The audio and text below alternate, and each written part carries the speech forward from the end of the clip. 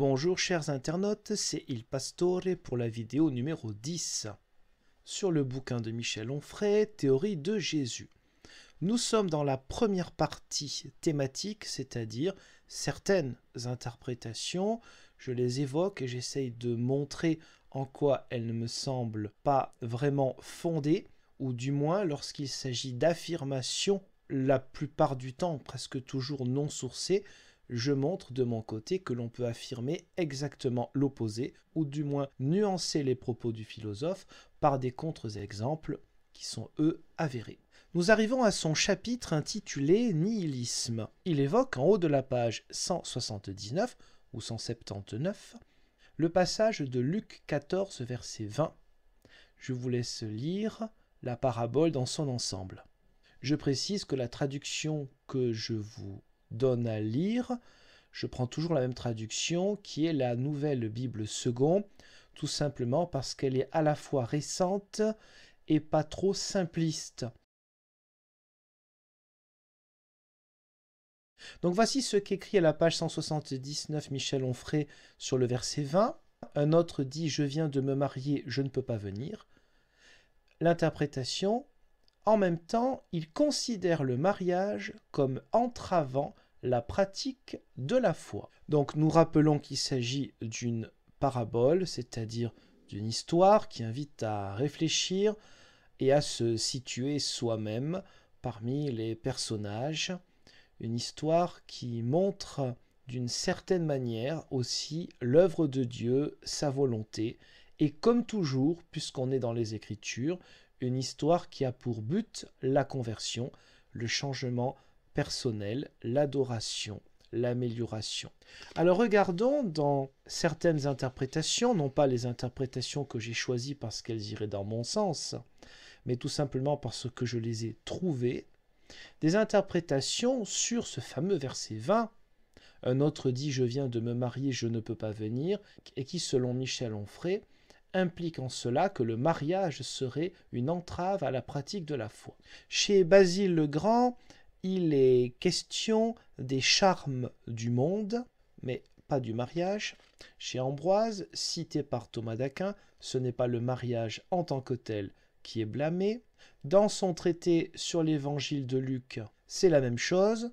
Bon, c'est un peu tourné d'une manière pas géniale, à mon sens, et bien sûr en tant qu'interprétation de mon côté, interprétation protestante, parce qu'il s'agit de ne pas condamner le mariage, mais considérer que la virginité a un honneur plus grand. Nous sommes donc au IVe siècle, et déjà ce genre d'idée, condamnée par la Réforme, mais aussi condamnée par beaucoup de chrétiens et de théologiens aussi à cette époque-là, cette idée évidemment, je ne peux pas l'accepter comme interprétation juste pour ce passage biblique, mais c'était l'interprétation d'Ambroise, saint Ambroise. Dans tous les cas, le mariage en tant que tel n'est pas mis de côté. Évagre le Pontique évoque, lui, des pensées mauvaises. Donc il met de côté évidemment toute condamnation du mariage. Augustin reprend la même idée, il la développe dans son sermon 33 sur les paraboles du Seigneur. Ce sont les plaisirs de la chair qui sont un obstacle pour le plus grand nombre, et plût à Dieu que cet obstacle ne fût qu'extérieur, car celui qui prend une femme, qui se livre aux joies de la chair et s'excuse de venir au festin, doit prendre bien garde de ne pas s'exposer à mourir de faim intérieure. Continuons avec Grégoire le Grand, dans son homélie du 9 décembre 591. En effet, bien que le mariage soit une bonne chose, puisqu'il fut institué par la providence divine pour la propagation de l'espèce, certains cependant n'y recherchent pas une nombreuse descendance, mais plutôt la satisfaction des désirs voluptueux. C'est pourquoi l'on peut désigner sans trop d'inconvenance, par une chose juste, une autre qui ne l'est pas. Nous retrouvons la même idée sur les plaisirs de la chair, entre autres choses, dans un sermon d'Isaac de l'Étoile. De même pour Geoffroy de la Roche-Vanneau. De même chez Adam Scott, à ne pas confondre avec Dun Scott. Même chose chez Raoul Ardan, qui était un théologien et prédicateur français, 1140-1199. Antoine de Padoue évoque l'aspect spirituel et non terrestre de cette invitation de Dieu au banquet, et donc ceux qui refusent n'ont que des vues terrestres. On n'a pas ici une condamnation encore du mariage comme entrave à la foi chrétienne. Ça, c'est dans le sermon du jeudi saint. Même chose dans le sermon du deuxième dimanche après la Pentecôte. Ce n'est pas le mariage, évidemment, mais plutôt le mauvais usage du mariage qui éloigne de la participation de la scène du Seigneur, du repas du soir, du banquet du Seigneur. Pour ce qui est de Calvin, il parle aussi des choses terriennes ou terrestres dans le français de l'époque, et il n'y a évidemment pas de condamnation du mariage. Un passage qui aurait pu être repris par Michel Onfray, car il y a des paroles peu sympathiques.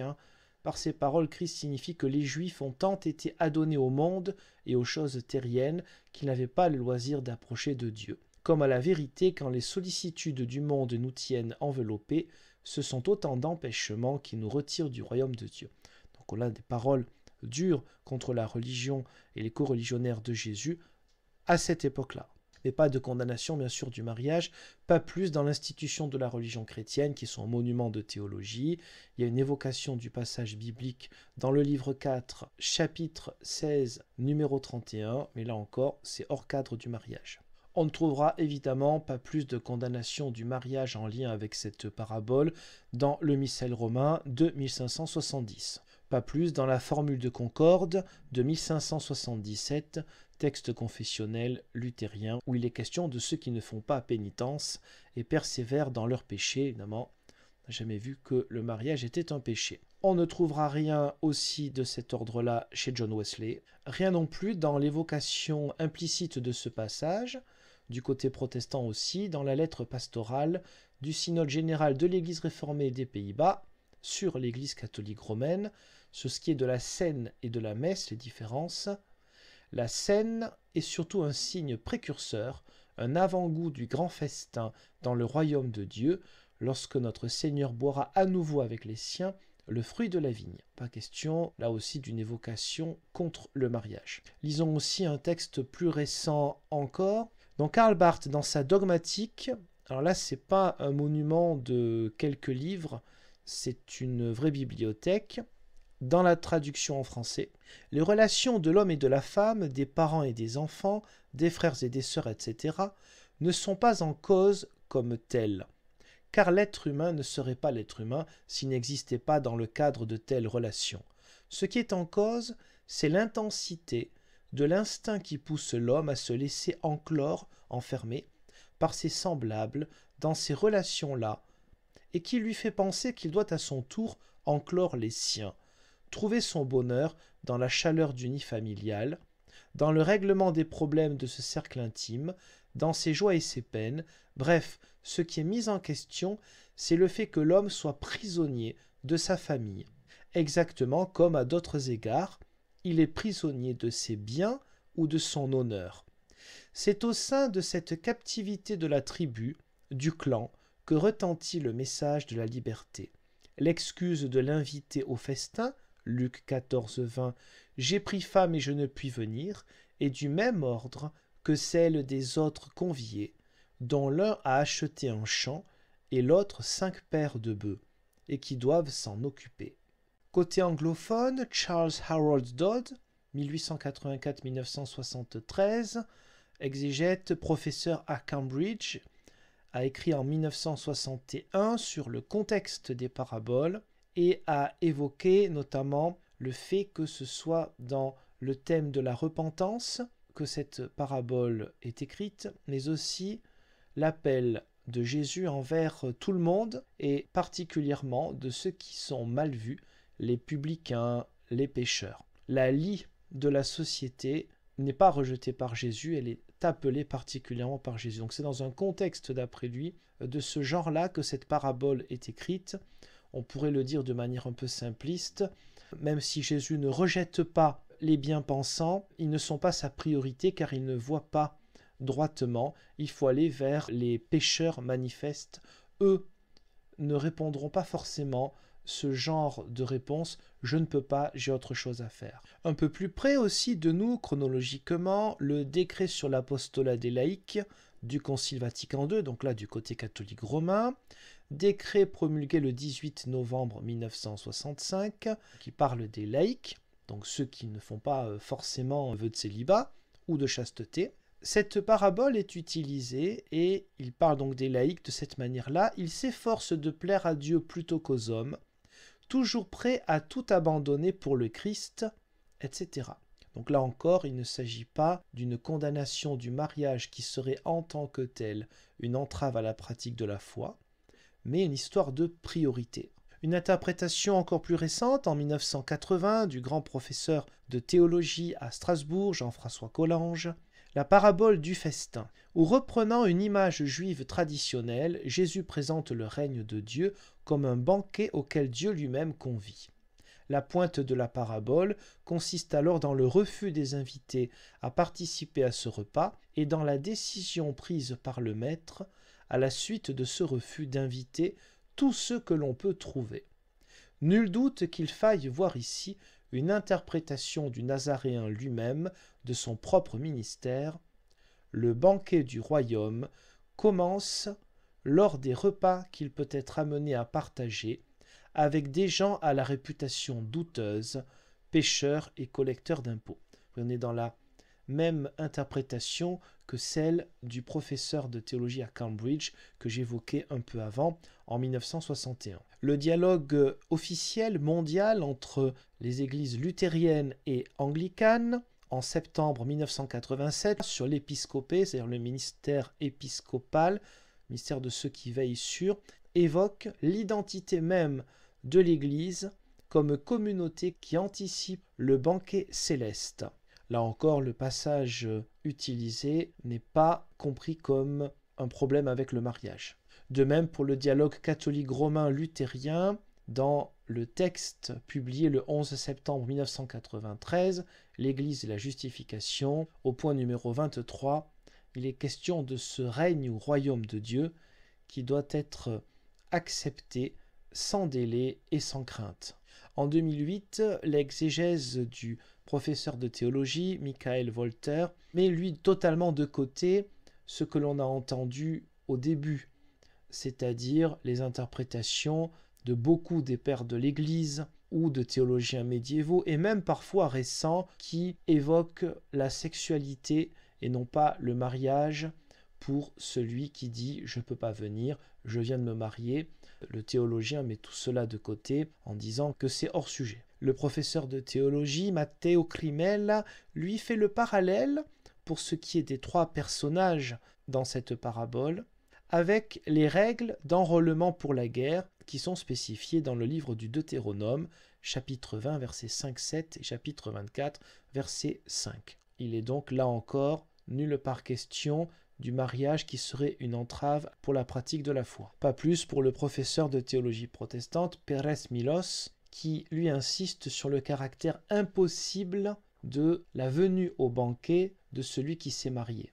Et il évoque aussi, comme le théologien catholique italien, le livre du Deutéronome au chapitre 24, verset 5, qui stipule que, une fois marié, on a 1 an pour se dédier uniquement à son épouse. Donc, celui qui venait juste de se marier pouvait bien prendre une soirée pour ce banquet et revenir dans la nuit ou le lendemain pour se dédier à son épouse. Et pour ma part, je ne me compare évidemment pas aux exégètes et aux professeurs de théologie. Simple réflexion, je viens de me marier, ce n'est pas je vais me marier. Donc, considérer que c'est une condamnation du mariage, c'est un peu idiot, puisque le mariage a déjà eu lieu. C'est peut-être au niveau de la fête qui peut durer 7 jours au Moyen-Orient, à cette époque-là, que cela va poser un problème de partir à un autre banquet. Mais cela ne va pas casser totalement le mariage de partir une soirée. Si on part sur ce terrain-là, si on considère que cette parabole invite à ne pas accepter le mariage qui serait une entrave à la foi, pourquoi ne pas considérer non plus qu'une profession est une entrave à la foi, puisque celui qui a acheté des bœufs, c'est son métier, hein, il en a besoin. Si on part comme ça, on ne fait plus rien. Il est évident que l'interprétation la plus cohérente, la plus logique, est une affaire de priorité et non pas de conflit frontal entre la foi et ce qui fait la vie quotidienne.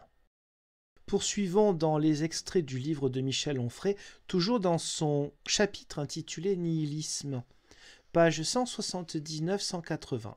En vérité, je vous dis que personne n'aura laissé maison, ou femme, ou frère, ou parents, ou enfants, à cause du royaume de Dieu, qui ne reçoivent bien davantage en ce temps-ci, et dans l'âge qui vient, la vie éternelle.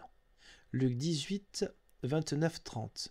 Je serais curieux de savoir quelle traduction il utilise, mais il précise jamais pourquoi. Conclusion, se marier, faire des enfants, construire une famille, c'est très bien, c'est la prescription judaïque.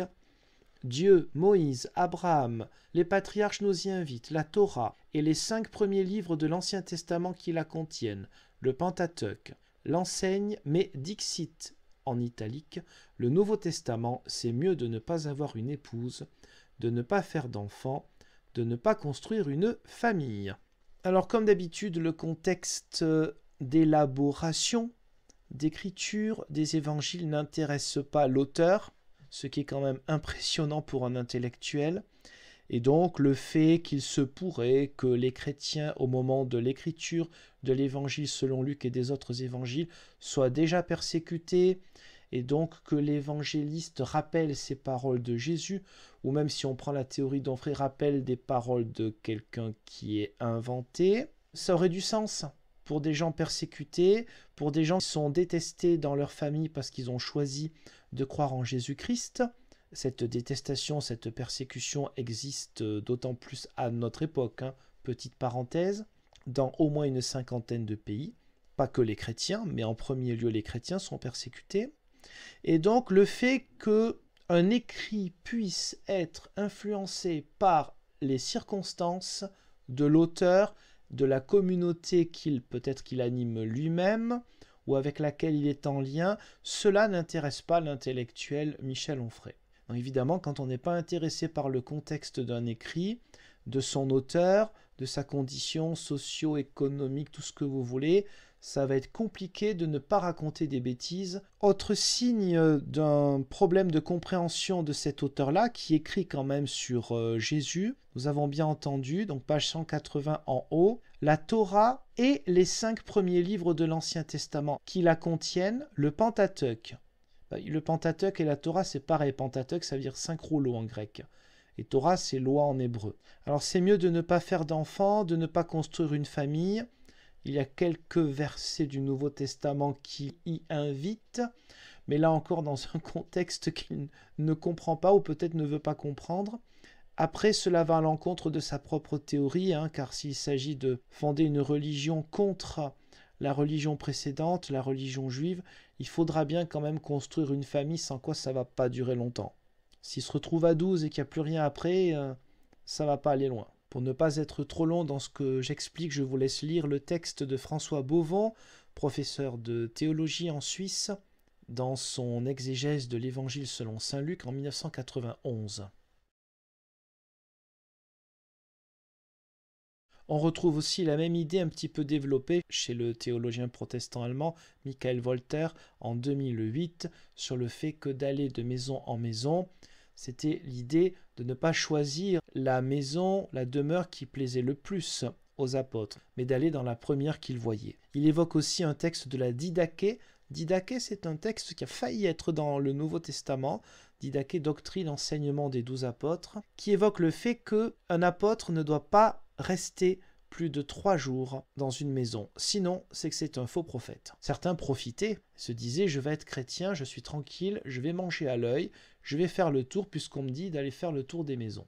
On retrouve entre autres aussi cette idée chez le théologien catholique Matteo Crimella et le théologien protestant espagnol Pérez Milos, lui, évoque aussi le fait que, avec le temps, bien sûr, les chrétiens qui vont eux-mêmes envoyer d'autres personnes, tout se fait de maison à maison, c'est comme ça que l'église commence, c'est une église de maison, eh bien, ceux qui vont envoyer d'autres chrétiens, eux-mêmes s'occuperont de leurs besoins matériels.